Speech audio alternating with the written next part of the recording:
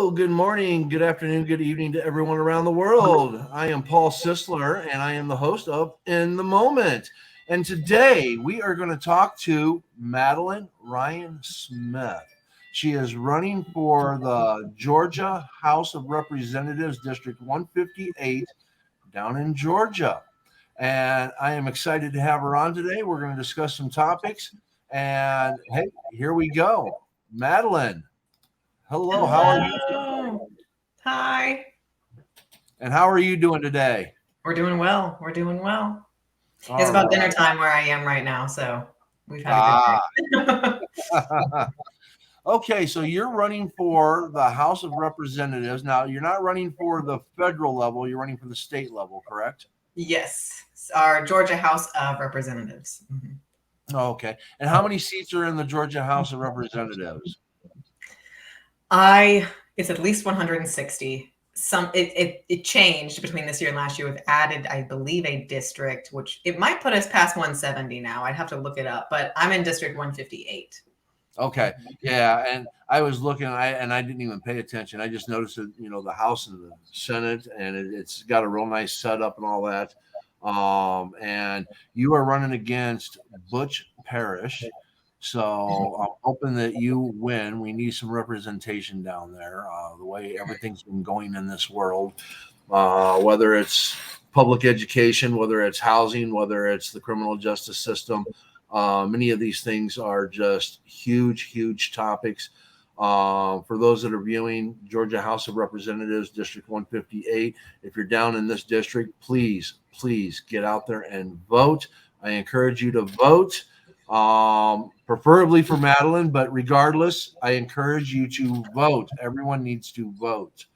I have her Twitter, her LinkedIn, and her website so you can know more about Madeline and the things that she represents.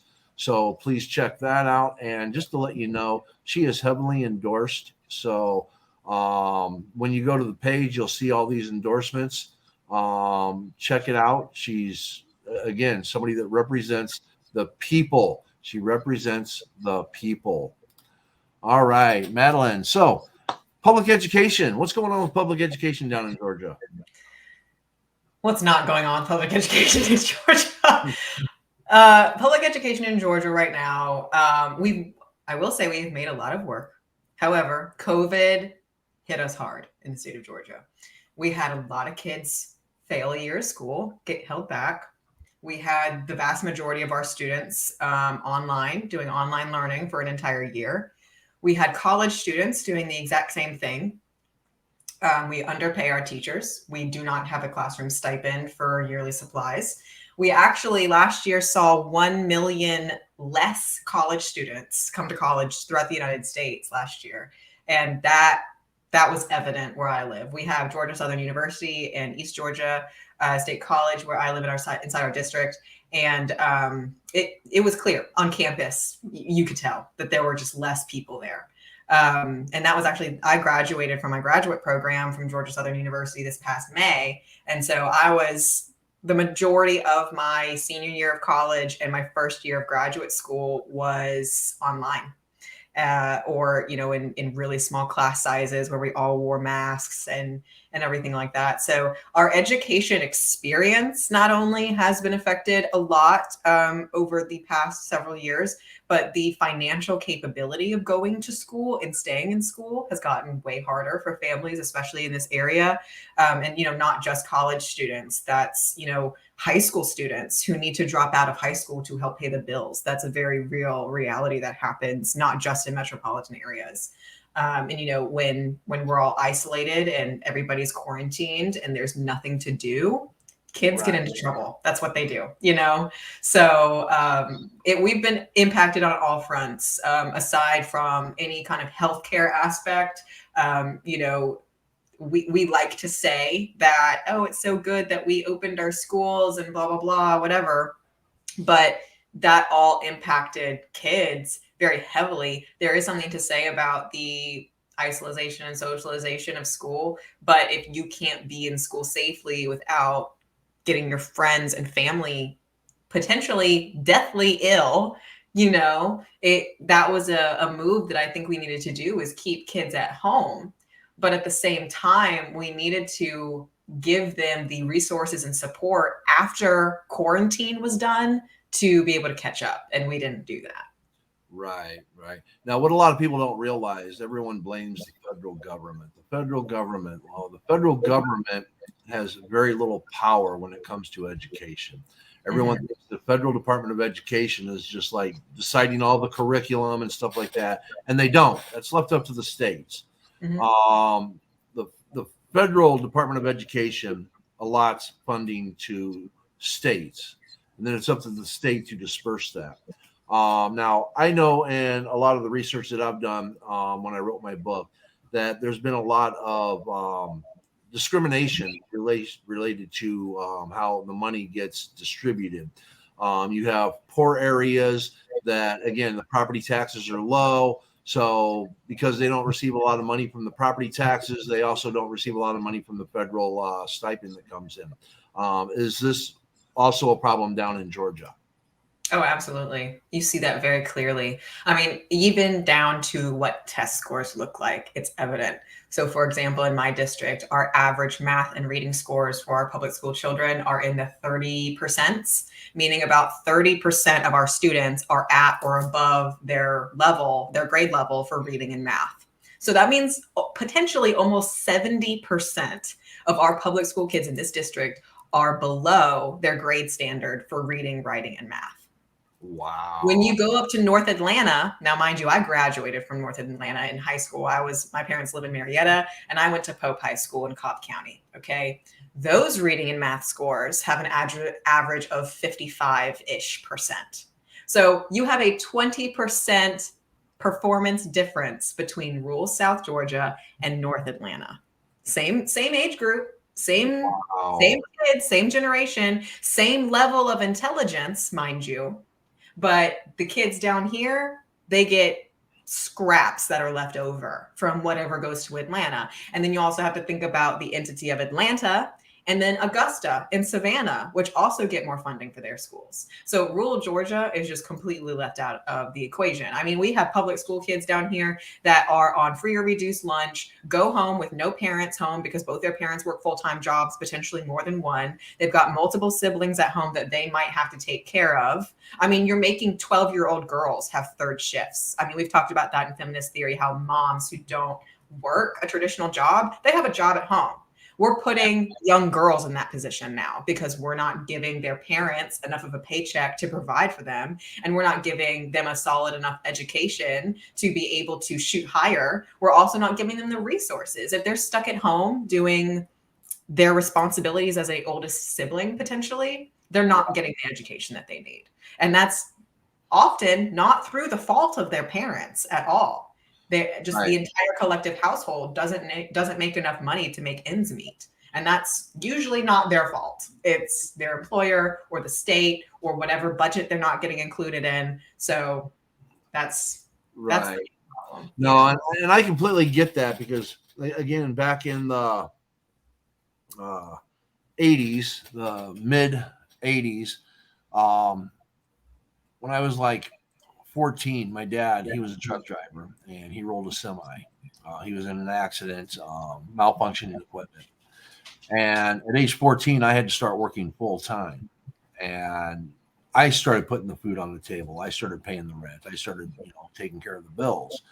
And I was a straight A student. And because I had to work full time and also try to maintain going to school, I came out of school with C's and D's in high school because, uh, again, putting food on the table, and granted, different situation, but when you're looking at today where we had a pandemic and we have inflation that has skyrocketed, all the things that we're looking at, and like you were just talking about, kids staying at home during COVID, taking on jobs, trying to handle things.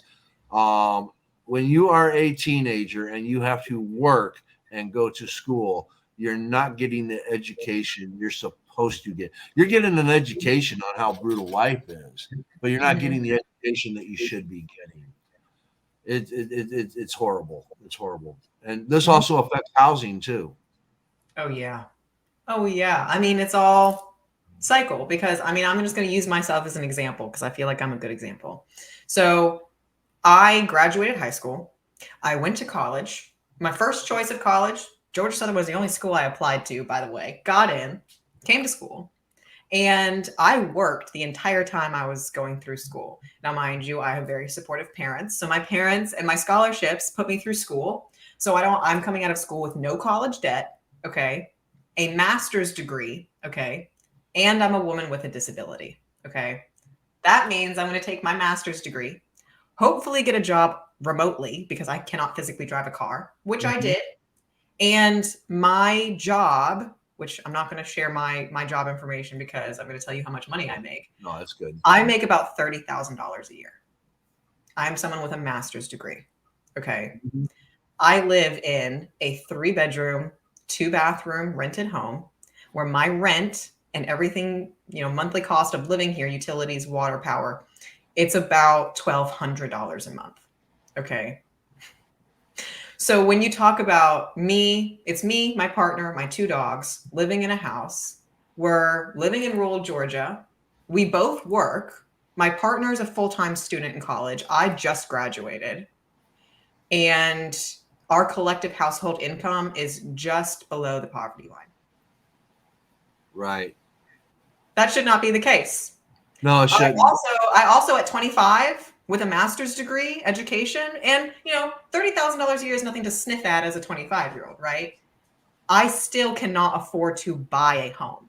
I have to rent because of the housing market, because of inflation, because of interest rates, because of, and in Georgia, Georgia actually does this cool thing for first time homeowners. If you're a college graduate and you're a first time homeowner, you can qualify for 0% down when you buy a home, right? Which sounds great.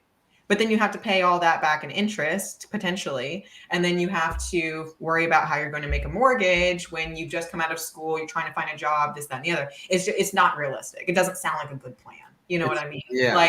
So why are we making it impossible for recent college graduates with multiple degrees? Why are we making it hard for them to get a good paying job and be able to afford to buy a home at 25? Right.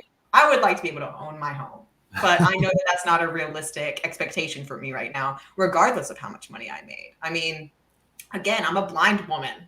So I'm going to have a lot of extra costs every month too, as someone with a disability. And there's nothing to offset that cost. You could say, oh yeah, there's social security, disability, or whatever. That is pennies compared to what it actually costs to live with a disability. Right.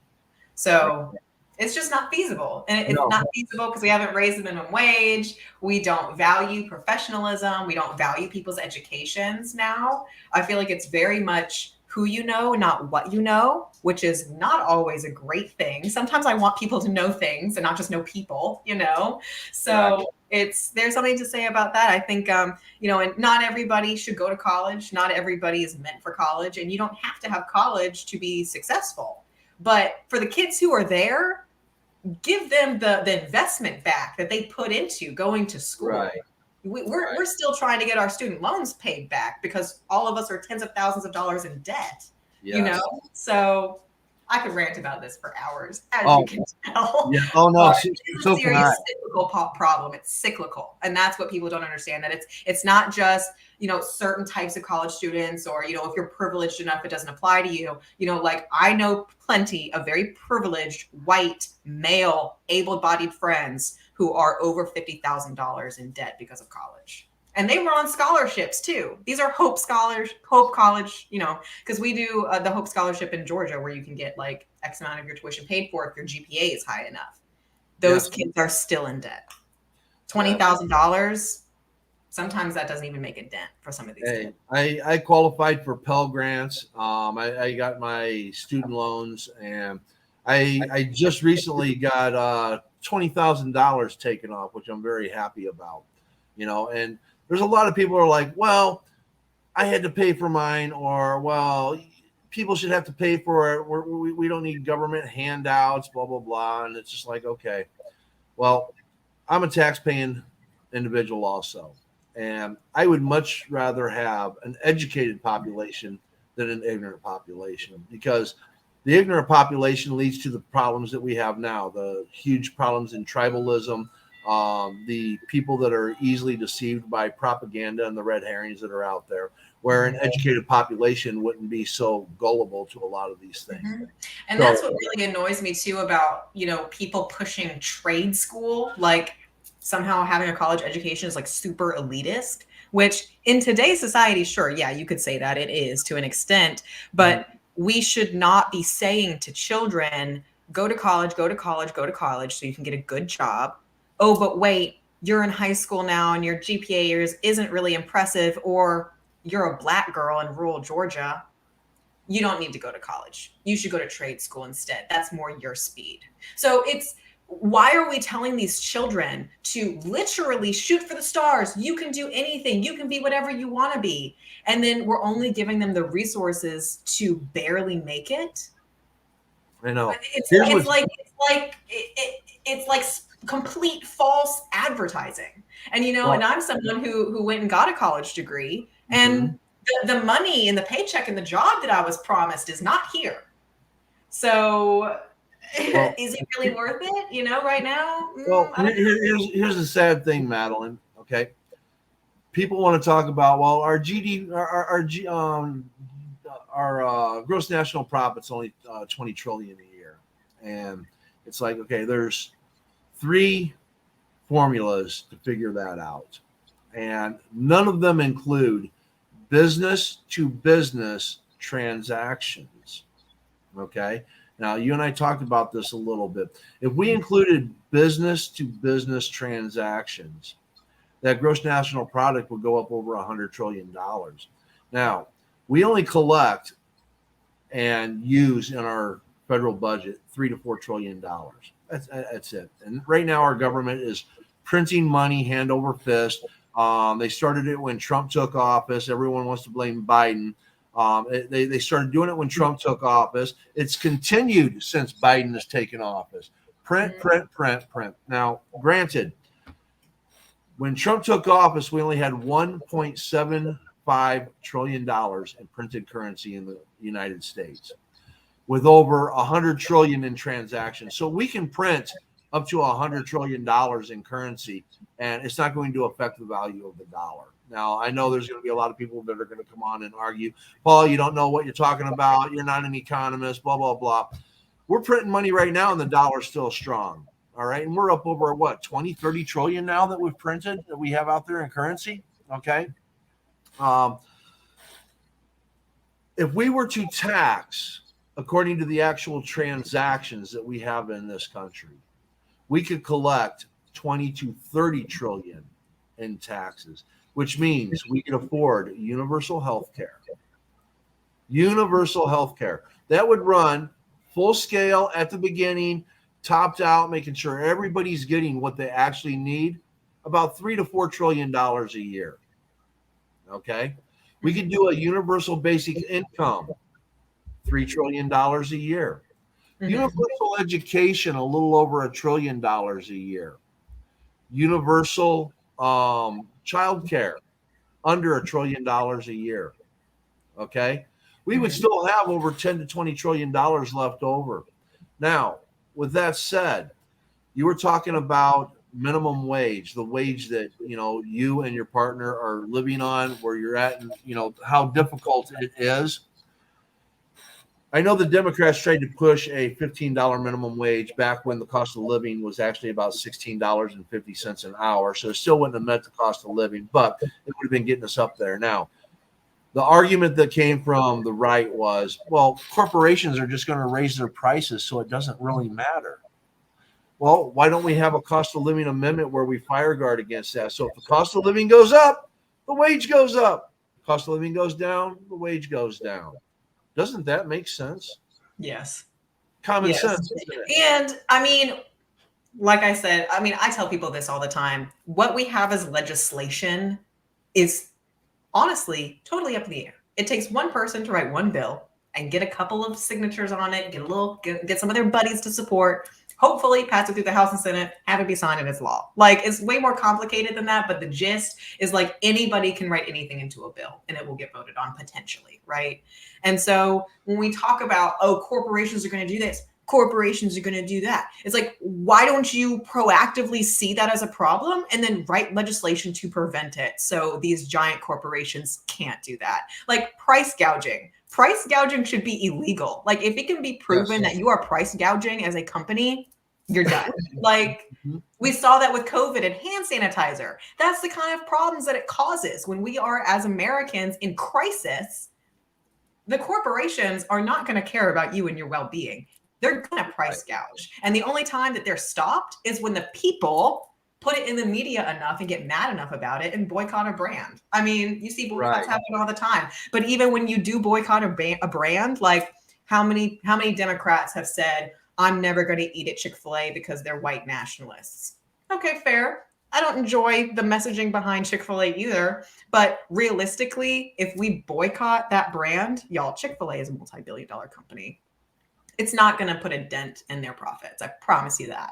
So you need to have proactive legislation. You need to be able to recognize problems, notice that humans don't always act in their own or each other's best self-interest. And so we need to combat that with common sense legislation that makes the playing field fair for people who are playing it fairly and people who are trying to cheat. Right. I mean, but we also need people in the legislative body that will present it to the floor for a vote. And that's where a lot of the other problems come in, is that we can write bills all day long.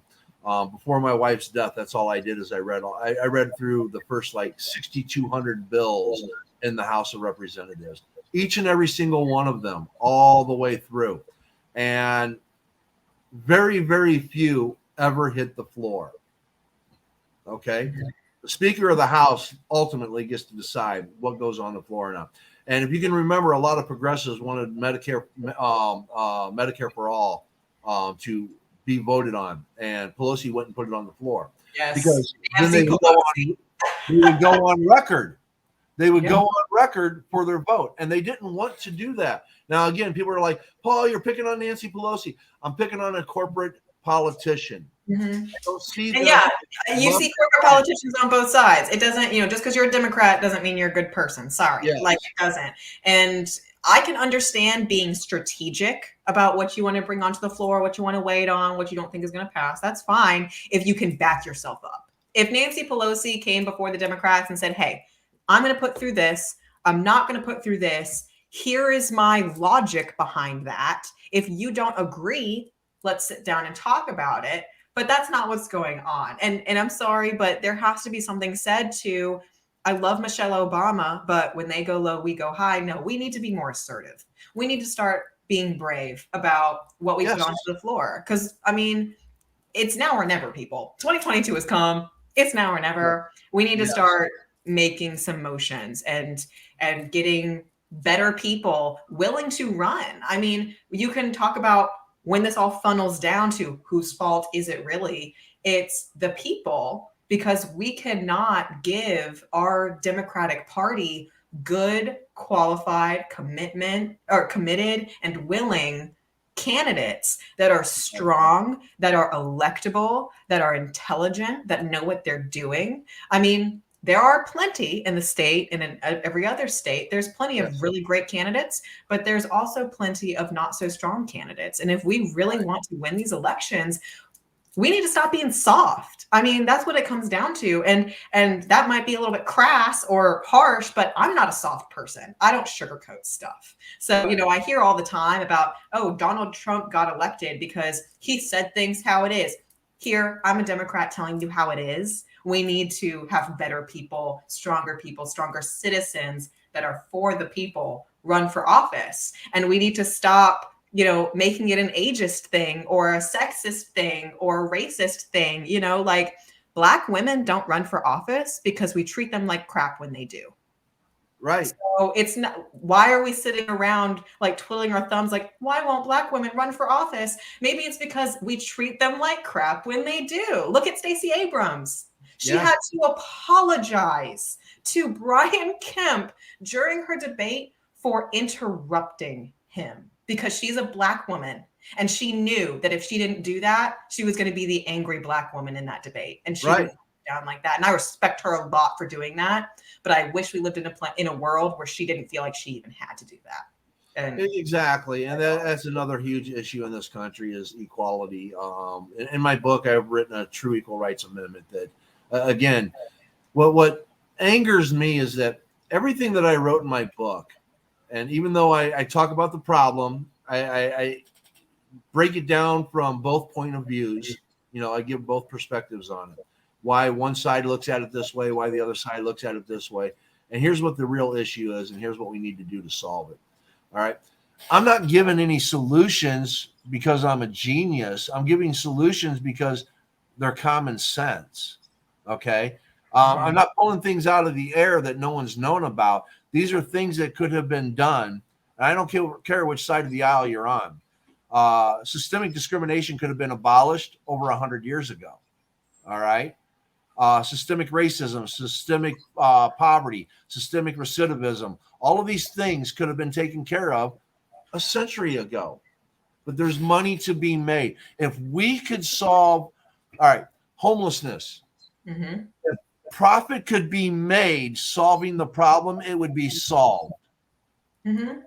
We absolutely talked about this today, literally. I was in a Twitter space earlier talking about environmentalism. And we were talking about recycling and how people don't do it because it's not profitable. But in reality, there's millions of dollars to be made if you do your recycling program well and you do it accurately and you do it in the design to make you money. It is possible. Like recycling and sustainability is a very profitable business, but it's nobody wants to put in the work to make it that way. Nobody wants to do the research or hear the people that have, that know about it or whatever. It's just easier just to throw everything in a trash can and put it in a landfill. Yeah. Well, and again, when people I'm going to take it back to homelessness for a second, because when you're looking at homelessness, you're looking at also some criminal activity. Okay. Mm-hmm. Which involves going to jail or going to prison, which involves our tax dollars paying for people to be in jail for things they probably shouldn't even be in jail for to begin with. All right. The amount of money that we spend housing them in a jail is a lot more than it would be to create housing to make them a productive part of society again, to create an atmosphere to where they could get cleaned up, get the psychological or the health needs that they need taken care of, and allow them the access to an address so they can obtain employment and become a productive member of society again. That would save billions of dollars in tax money. Okay. Well, maybe not billions, definitely millions. Okay. Definitely millions. I mean, across the entire nation, probably billions. Yeah. Possibly. Yeah. I mean, because we in Georgia this past year put over $7 million into our private prison system. Yes. $7 million that could have gone into anything else, public education for one of them. But we're shoving that funding into our private prisons because they're overpopulated. When we talk about homelessness, we have a homelessness problem inside our prisons, y'all. We don't even have enough beds to house these people. Yes. And we sit around wondering, why? Maybe it's because we're jailing people for having marijuana possessions, or, now we're going to start jailing women for having miscarriages. And so, when we talk about what could we solve this problem with legalizing marijuana, that would be a really great start. And the money that you would make from that industry alone, you could solve homelessness with.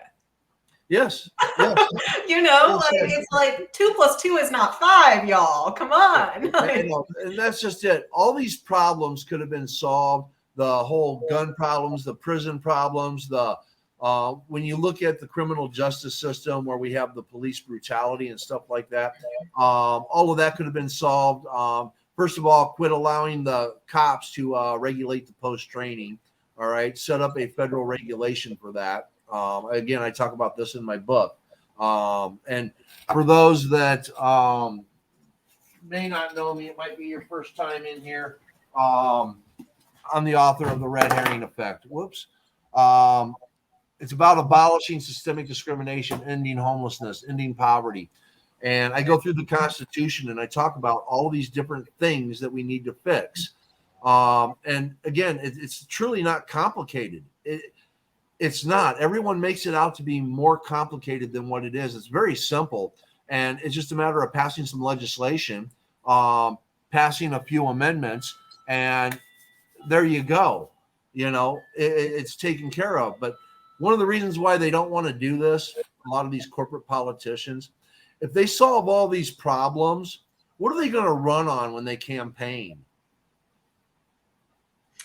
Ooh, well, see, okay, this is what I would do. If I solved all the world's problems and then continued having to be a political candidate, I would say, okay, we fixed all these problems. How do we keep them fixed in a sustainable way? And how do we combat the future problems that we may or may not have based on what we've changed? It's all about being proactive. Like there is never going to be a situation where all of the world's problems are solved. That's just not possible. Like there's always going to be either a very small problem or a huge problem that needs our attention in some way, whether that's, you could talk about literally anything. So it's about recognizing, okay, this is what's broken or doesn't work. This is what we can do to fix it. These are the possible outcomes that are good, but these are also the possible outcomes that would be bad. How are we going to combat those problems? I mean, I actually read extensively yesterday on getting out of big oil as a country. And, if we just erased all of our oil companies, we would not be in a good place economically. So, that's not something that you can just flip a switch and, we're done with oil. That's potentially a decade of work to get out of the reliance on the oil companies, because we're always going to need oil, but not at the extent that we do now. So, that's just one example, but, we need to be able to say, okay, if we get out of big oil and everybody starts driving electric cars and we're relying on solar energy and this, that, and the other, what are the potential downfalls of that as a civilization? What can we do in 20 years to combat that? I mean, we need to start doing that with climate change right now, especially. So that would be my answer.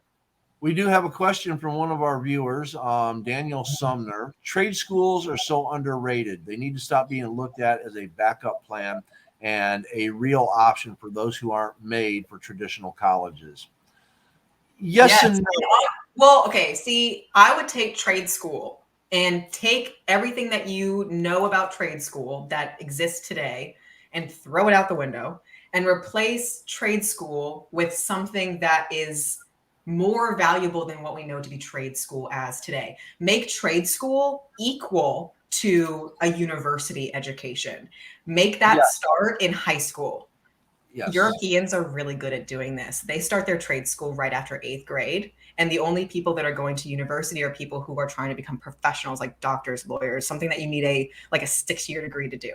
So when we talk about college and higher education, trade school should be in that category. We cannot continue also having certain fields be considered only something you go to trade school for, like welding, agriculture and farming,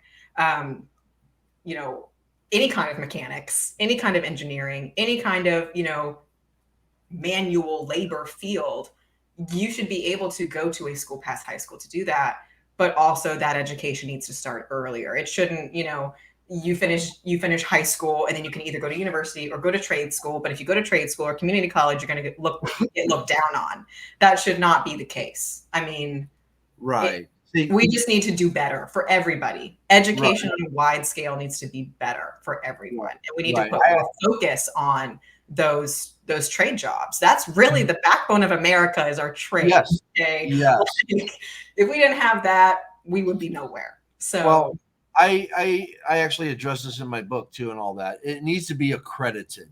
Okay. It needs to be accredited just like any other form of education.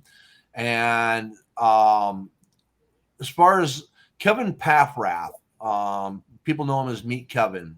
He's a financial advisor on YouTube. He ran for governor in the recall on Governor Newsom. He ran against him and all that. And he talked about what he called future schools.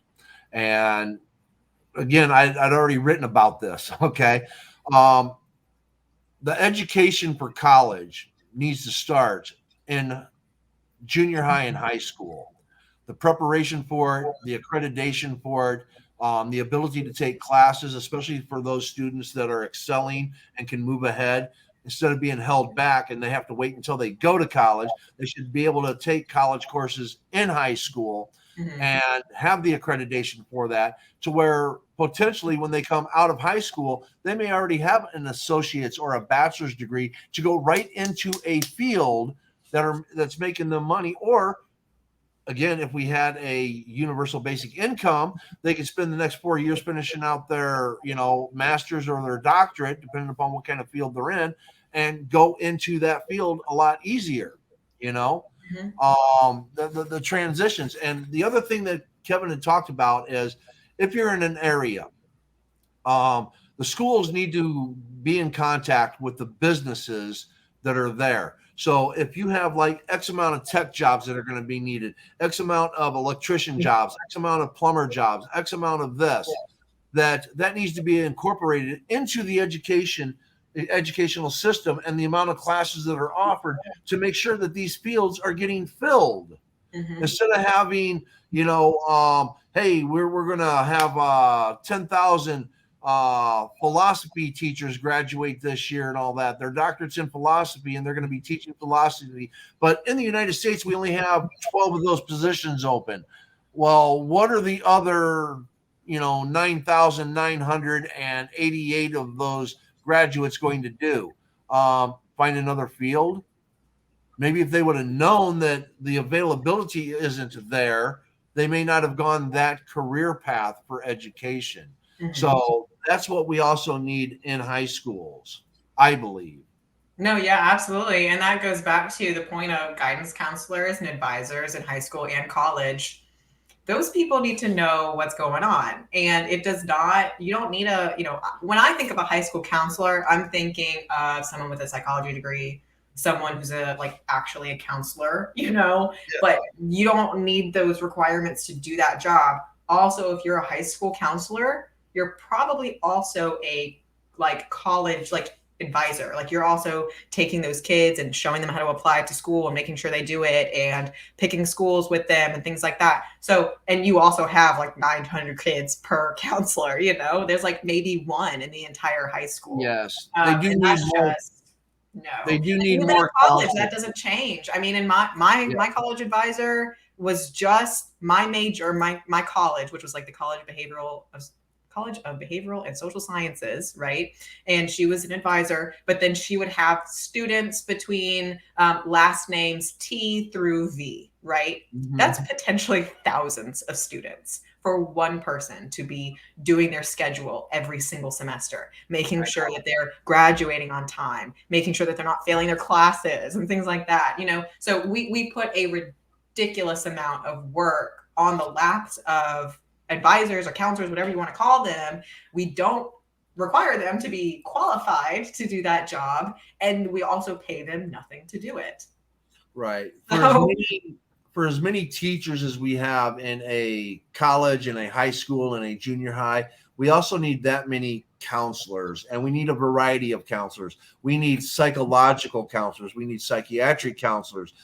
We need general health and well-being counselors. We need socioeconomic counselors. We need cultural counselors. We need people in there that, for whatever, the LGBTQIA community and all that. Who are they going to go talk to? Okay. They have no representation. Minorities, women, different things and all that. I'm sorry, there should be a counselor in schools and all that, because when women come of age, they're going to go through things and their mother may not be there to help them. They need somebody that they can trust in school to help them through the day. So there needs to be a lot of these different things that just aren't addressed, and they're worried about banning books. Okay, I'm more worried about the mental health of children in school versus the book they read, because, first of all, yeah, go ahead, ban the book. Guess what? They're going to want to read it even more now because you said no. Think about any teenager out there in the world. No, you can't do that. Oh, you want to bet? Yes, I can. Well, I would even argue, I'm going to push back and say it's almost more important for a student's mental health and well-being to be exposed to and reading relatable content in schools. Yes. So when you say, ban the books, whatever, that's not always necessarily the case. Like an LGBTQ member of the community is going through public school as a child or as an adolescent, and they know for a fact that all the books that have to do with the LGBTQ community have been banned. They know that their teachers aren't allowed to answer questions. They know that the kids are going to bully them if they say anything. And so they're constantly masking at school, and they're going to stay in the closet until they hopefully get into a more accepting environment, if that ever happens. That child is also now at a significantly higher risk, like exponentially higher risk for depression, anxiety, and suicide, because they cannot relate to the teachers around them in any way, and they're not reading any content in school that makes them feel accepted. It's the same thing when you talk about race, when you talk about gender, when you talk about sexuality, when you talk about ability. I didn't have a single blind friend going through school until I turned 18, y'all. We didn't get a single lesson on disability. We didn't get a single lesson on ableism. No, nothing. I got that entire education when I came to college and studied it on purpose. Right. Now, I want to clarify, though. Okay. I want to clarify because there was no need for pushback, because I agree that we shouldn't be banning books. I just want to make that known. We should not be banning books. I was just saying I should have stated it a little bit differently. I think having counselors there to help with whatever it is that children need to talk about is just as important as being able to have access to the books that I want to read when I'm in school. Yeah, you're totally right. So I wanted to make sure, because you go, well, I need to push back. It's like, no, there's no pushback there. I'm in agreement with you. Oh, yeah. Well, see, I'm very book burning actually happened on my college campus in 2016. Oh, wow. So that's a pressure topic for me. That's like, it was a bad situation down here. Yeah. Well, I'm surprised my book hasn't been banned and all that. In fact, I took mine to the library here, and that's another story for another time. But anyways, no, education, though, we need a lot of educational reform, and we got to give the federal Department of Education a lot more power. Well, it starts with teachers. It starts with supporting our teachers. Like, we can't rebuild the inside of our schools until we have teachers to be there. And, we have 70% of public school teachers wouldn't recommend that as a job for their coworkers. And we've seen a ridiculous amount of teachers leave education because they're completely burnt out, and they make more money in places like retail stores and stuff like that than teaching. That's very true. Here in my district, our public school teachers don't make anything. Yes. And it's so sad. But if we want our schools to be better, it starts with getting teachers in there that can do the job, and they're getting paid fairly to do it. Yes. And, it's kind of funny because I know this is an issue now. Back when I was in school, and granted, I'm much older than you, okay? I graduated in 87. I think I graduated before you were born. Okay.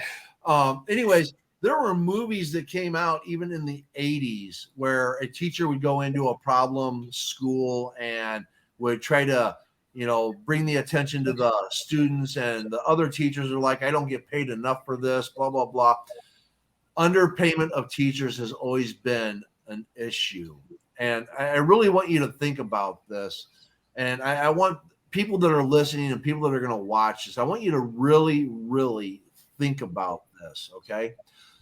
Back in the day, kids used to spend as much time with a parent, minimally a parent, as they did with a teacher in school, okay?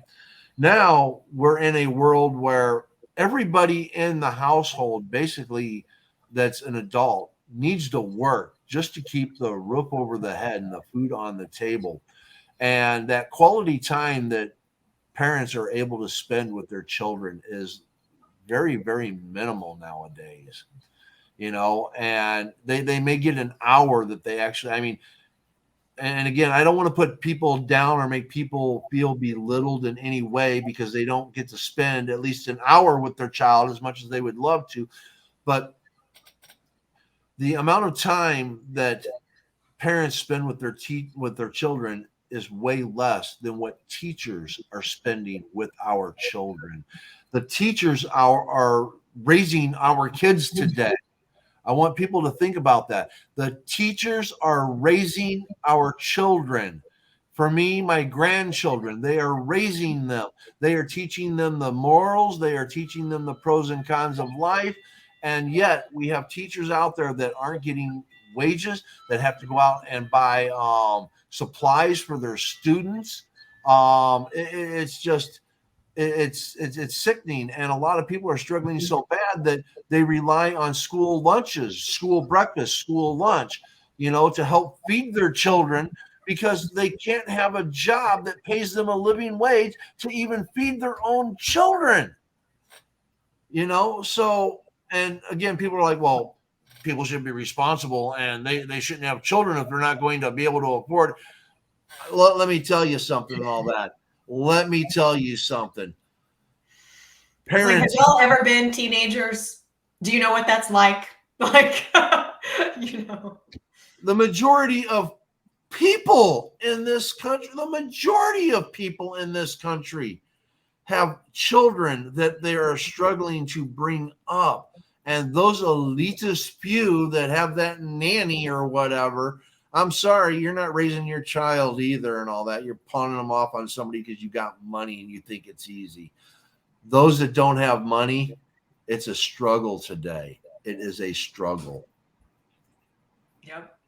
And I would even say, as your token disabled woman, if you have a disabled child, times that by 10, straight up. And depending on the disability, I mean, I know for a fact that my medical bills growing up, I was seeing a retinal specialist at least once a year. I'm just going to let the imagination go wild about how expensive that may or may not have been. But, my parents did it. They picked up that bill because I was their child and they loved me. Madeline, your parents didn't have insurance that took care of that? Oh, yeah. Well, I mean, obviously my parents have insurance and things like that. I mean, yeah. I mean, I obviously I'm a white girl. What can I say? Like, whatever. But I can recognize my privilege. And it's like, I know certain families, well-off families, white families, traditional families that haven't gone through a divorce or a new marriage or something like that. All of these parents with kids with disabilities, there is no help there. There's no magical grant you get from the government when your child is born with a disability. There's no monthly check from the government that's enough to take care of your child. There are in Georgia, y'all, we do have a system where you're supposed to be able to get a grant of X amount of money to help with your child with a disability live at home. Okay. You're supposed to be able to take a grant to mediate the cost of treatment so you can afford to keep your child at home instead of in an institution or hospital or nursing home or whatever. We traditionally in the state of Georgia do not fund those grants. We have 7,000 people on the waiting list for those right now. Mm-hmm. And we funded maybe 50 of them last year, 0 of them the year before that, 0 of them the year before that. And we have children in this state as young as 12 living in nursing homes or in institutions because their parents cannot afford to mitigate their medical treatment at home. Wow. That is a choice. That's a choice that our government makes. It's not a secret. It's not a secret at all. Those 7,000 people are very loud about, hey, where's my grant? But we just choose to put that money into the private prison systems instead.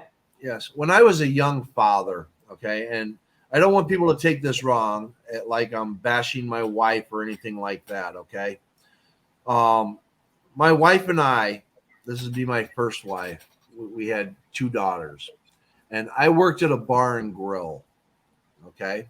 I worked at a bar and grill, and I was getting $3.25 an hour, okay?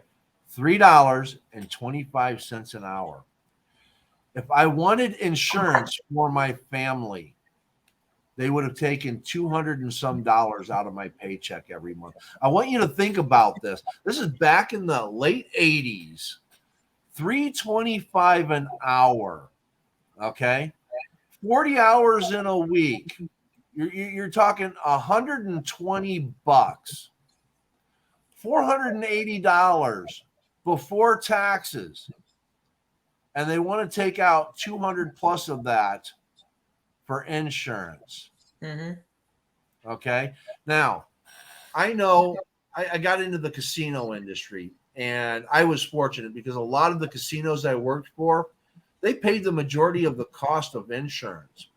And it wasn't until I worked at Harris Casino in Joliet, Illinois, when, again, their insurance plan for the employees was great. And the governor at the time raised the taxes on the casinos. So the casinos Harris Casino had a big meeting with all of its employees and said, you're going to have to pay more for your insurance. Now, here's how much we pay for the insurance for each individual. It was over $1,000 a month the company paid for the insurance that we had. And they were now asking us to pay $200 a month. Now, I want you to think about this. When a corporation gets insurance for its employees and you think that you're getting a good deal because you're paying under $100 a month for your insurance or under $200 a month for your insurance, I want you to think about how much that employer is paying for you. Because if you get insurance on your own, which I have done and could not afford for very long, it cost me over $1,000 a month for insurance out of my own pocket, $12,000 a year. And that wasn't even good insurance. Yeah. And that's just what, health insurance? So you're not even talking about home insurance, car insurance, life insurance, like all the insurances. That's just like an eighth of what you actually pay in all of your insurances, Yes. So, yeah. So when I get some of these people that have money to say, well, if you had a good job, you'd be able to get insurance. Yeah. Okay. Get me the good job so I can have that luxury. Well, fun fact, in Georgia, 70% of people who are employed in Georgia do not have health care through their employer. I think it's actually higher than that now. So, yeah. I mean, we tell people, just find a job with insurance. Your employer. No, that's a hard job to find. An employer that'll pay your health insurance and give you like dental and vision, maybe. Yeah. I mean, I know that I'm under 26, so I'm still on my parents' insurance, and I know that that's covered. But my dad works in corporate America and has been since like the 1980s. So, he's put in his debt to be able to have that kind of insurance. But, the vast majority of people who work and don't work in corporate America and don't have, masters in businesses or whatever, they're not getting insurance from their employer. Of course, if they're working an hourly job or they're working at some sort of retail or like a restaurant or something like that, no, like none of those employers are giving out benefits. Exactly. I tell you, I was very, very fortunate to work in the casino industry for as long as I did, because again, my ignorance to what the real world was versus what I learned afterwards and what I've learned with other people, other jobs that I've had in between, because I got burned out in the casino business and decided to take a break. One time I worked at a video store. That was fun, but again, I couldn't afford insurance. Well, at the time I was single, so, it really didn't matter to me. I was young, I was strong. I don't need insurance and all that. Luckily, nothing went wrong. But when they did offer an insurance plan, again, it's like a quarter of my paycheck would have been taken for insurance. And I'm just like, are you kidding me? The casino pays for my insurance.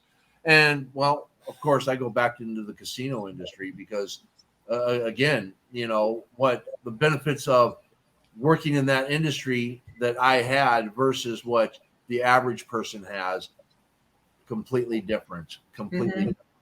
It humbles you, though, doesn't it? Yes. Oh, yes. Yes. Absolutely. And, I mean, the realization that people struggle the way they do, it just blows me away. And when I hear the stories of people that are even in, that have good jobs and can't afford the insurance, they have good jobs. They're making 40, 50, 60 grand a year. I mean, granted, the cost of living is actually much higher than that now, but 40, 50, 60 grand a year and you can't afford insurance. What's wrong with this country? Seriously. Yeah, Corporations. exactly. Tax the rich. Well, that's what my taxation plan would do and all that. This country, if people truly realize that out of the $100 trillion in transactions, corporations are 80 trillion of those transactions. Corporations, all right? We people that work paycheck to paycheck or have a small business, we accommodate for approximately 20 trillion in transactions. They pay around 3 trillion in taxes, where the corporations who have 80 trillion in taxes, transactions, only pay around 400 to 800 billion in taxes. They don't even break a trillion. Four times more money, four times more in transactions, and they pay half again as much in taxes. Mm-hmm. And now we're sitting around with inflation, and they're just price gouging. Yeah. Yes. Yes. And then we all just go and blame the president, no matter who it is. Right. Well, I wrote a cost of living amendment that would prevent inflation. It would actually reduce it to where it would always be a minimal. It would never. It would be impossible to go out of control. And again, I can't get any House rep. I can't get any senator to even take a look at it, even though I know they've read it because they've read my book. They won't even, throw it out there as an interest because, again, it goes against their corporate puppet masters. Oh, yeah. Well, I don't have any of those, so we can talk at least. All right. Well, get elected, damn it. Get elected, and we will do that. And I can't wait until you get to the federal level to where we can get some legislation introduced. Because nobody wants to introduce my legislation that I have. Nobody wants to touch it. Yeah. It would solve problems. That's why. Yeah. Well, team effort, man. I would take, my whole attitude towards legislation, like, hey, I have this idea, read my bill, is I will read anything. I will give anything a solid thought. And if I really don't agree with it, you go take that back to your drawing board and come at me again. But if I can see it being potential, I'm going to be like, okay, let me get 5 other experts' opinions because I'm big on peer reviewing. And then we can talk about it. You can't say no just off the bat. I mean, all these legislators that are like, oh, that would never pass. We could never do this. This will never be possible. It's like, y'all, the worst case scenario is that everybody just says no. So you might as well ask. Exactly. That's how I see it. Well, Madeline, thank you for coming on here today and sharing your story. And, everybody get out there and vote. Georgia House of Representatives, Districts 158, Madeline Ryan Smith. Yes. Kick some ass, get elected. We need more progressives in office. And whether you acknowledge yourself as a progressive, your ideas, I see you as a progressive. So I've had plenty of conversations. I've listened to you in spaces. I know who you represent. You represent the people before corporations. Oh, absolutely. I see you as a huge humanitarian. So, yeah, my love I'm a very, very moderate Democrat. I mean, you have to have middle ground. You have to have common sense. You have to make sure that the welfare of the people is taken care of. You got to be able to listen more than you talk, and you cannot be led by money. That is the main thing. Your incentivization cannot be money. It anything else to be motivated by. Money is not the winning ticket here. Progressive. I love you. Yeah. All right. Good luck. And everybody, again, thank you for participating. And remember, be kind, be happy, and may good things come your way. Thank you.